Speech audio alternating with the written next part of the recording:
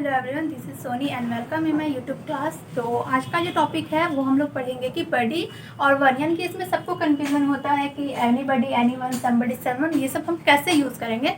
तो वीडियो को मिस मत कीजिएगा, कोई भी स्किप मत कीजिएगा, पूरे वीडियो को देखिएगा और इस वीडियो के बाद आपको कभी भी इन सभी में कन्फ्यूज़न नहीं होगा।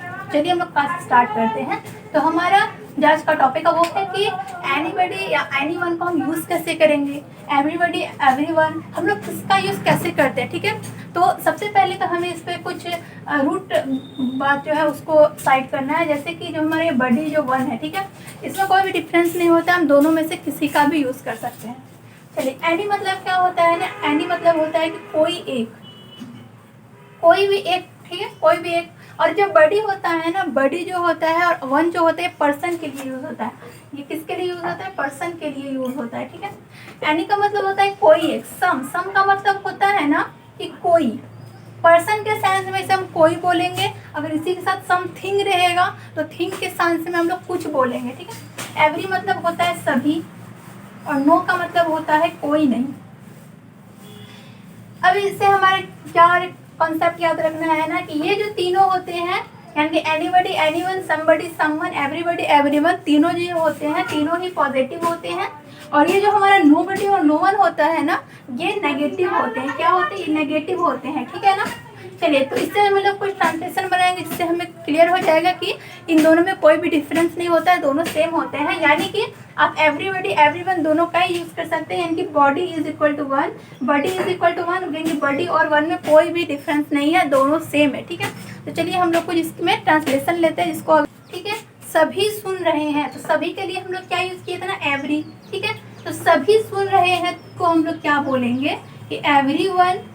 ठीक है, और क्या बोल सकते हैं? एवरीबडी। आप दोनों ही बोल सकते हैं, दोनों में कोई अंतर नहीं, आप दोनों ही बोल सकते हैं। आप एवरीबडी भी बोल सकते हैं, एवरीवन भी बोल सकते हैं। ठीक है, तो एवरीवन या फिर एवरीबडी इज लिसनिंग, कि सभी क्या कर रहे हैं? सभी सुन रहे हैं। ठीक है, यहाँ पे जो एवरीवन है इसमें थोड़ा सा आपको याद रखना पड़ेगा कि एवरीवन को ना साथ में लिखना है, क्योंकि जब हम लोग एवरीवन को ना गैप दे के लिखते हैं तो इसका जो थोड़ा सा मीनिंग चेंज हो जाता है। तो इसको भी मैं क्लियर करा दूंगी, बट अभी याद रखना कि अभी आपको ये साथ में लिखना है, यानी कि एक साथ दोनों को ज्वाइन करके लिखना है, आपको अलग अलग नहीं लिखना है।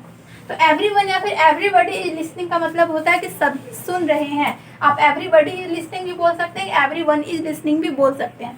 जैसे कि हम बोलेंगे कि कोई भी नहीं सुन रहा है, ठीक है, फिर कोई नहीं सुन रहा है, तो कोई नहीं सुन रहा है तो हम क्या बोलेंगे?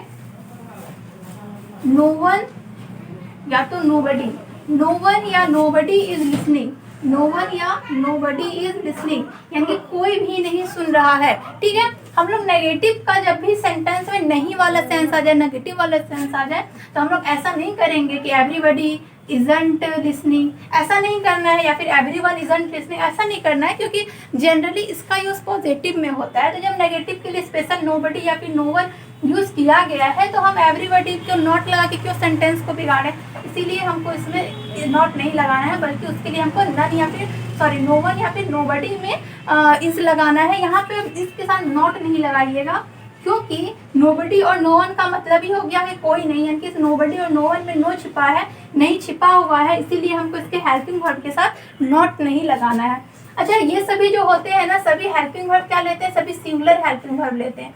सभी कौन से हेल्पिंग वर्ब लेते हैं? सभी सिंगुलर हेल्पिंग वर्ब लेते हैं। जैसे कि नेक्स्ट सेंटेंस है कि कोई दरवाजे पर है। ठीक है, कोई दरवाजे पर है, तो क्या हो जाएगा कि देयर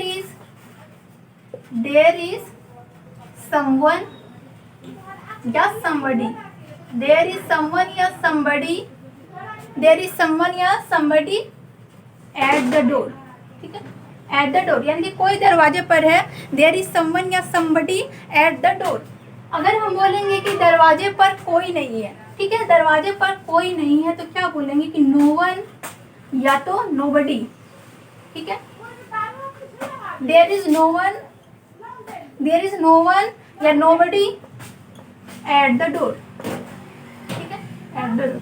हम यहाँ पे इसके साथ नोट नहीं लगाएंगे, क्योंकि इसके पहले वाले जो सेंटेंस उसमें मैंने बता दिया था कि नो वन और नोबडी में नोट छिपा रहता है, इसलिए हम लोग इसके हेल्पिंग वर्ब के साथ क्या नहीं लगाएंगे? नोट नहीं लगाएंगे। ठीक है, तो देयर इज नोबडी या फिर no one at the door, कि दरवाजे पर कोई नहीं है, और there is somebody and someone at the door, यानी कि दरवाजे पर कोई है। सेंटेंस हम बोलेंगे कि क्या कोई घर पे है। यहाँ यानी कि कहने का मतलब है कि अगर हम किसी के घर पे जाके उससे पूछते हैं कि क्या कोई घर पर है, कि कोई एक भी अगर घर पे है तो हमको उसी से मतलब है ना, क्योंकि हमको उसी से कुछ काम होगा। तो जब भी हम बोलेंगे कि कोई घर पर है तो हम क्या बोलेंगे कि इज एनीवन, एनीवन या एनीबॉडी, ठीक है।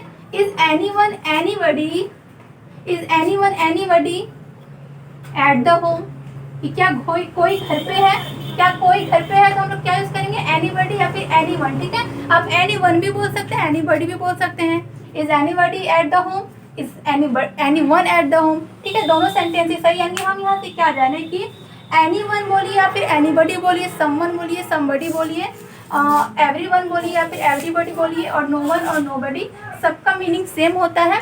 बस नोबडी नो वन नेगेटिव में यूज किए जाते हैं, और बाकी जो तीन है वो हम लोग पॉजिटिव में यूज करते हैं। और एक नेक्स्ट सेंटेंस लेते हैं, जैसे कि हम बोलेंगे कि सभी पार्टी में गए हैं, ठीक है। सभी पार्टी में गए हैं तो हम क्या बोलेंगे कि एवरीबॉडी या फिर एवरीवन, एवरीबॉडी या फिर everyone has gone to party, ठीक है। यानी सभी कहाँ गए हैं, पार्टी में गए हैं, पार्टी के लिए गए, ठीक है। अगर हम बोलेंगे कि पार्टी के लिए कोई भी नहीं गया है, ठीक है, कोई भी पार्टी के लिए नहीं गया है, तो क्या हो जाएगा कि नो वन या nobody has gone to party, यानी कि पार्टी के लिए कोई भी नहीं गया हुआ है, पार्टी के लिए कोई भी नहीं गया हुआ है, ठीक है ना। तो सारे सेंटेंस क्लियर होते होंगे सबके। और अगर आपको वीडियो अच्छा लगा तो वीडियो को लाइक, सब्सक्राइब एंड शेयर कीजिए। And thank you for watching.